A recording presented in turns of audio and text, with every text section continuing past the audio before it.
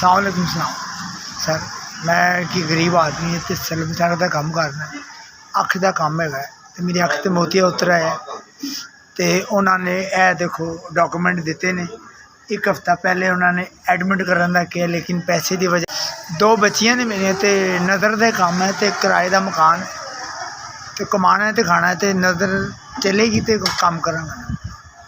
एक महीना हो गया काम तो मुताज होकर बैठे हैं, मैं परेशान हाँ, मेरी मदद की जाए। अल्लाह तो सिवा मेरा कोई भी नहीं है, मेरी मदद की जाए ताकि मैं अपना रोज़गार चला के ते अपना काम स्टार्ट करा।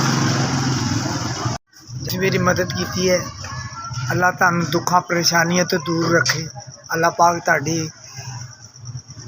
होर तरक्की करे, अल्लाह पाक तुहानू तंदुरुस्ती सेहत देवे। अल्लाह पाक सानू 5000 रुपये दे के मेरी अखां दे ऑपरेशन वास्ते तुसी मेरी मदद की है।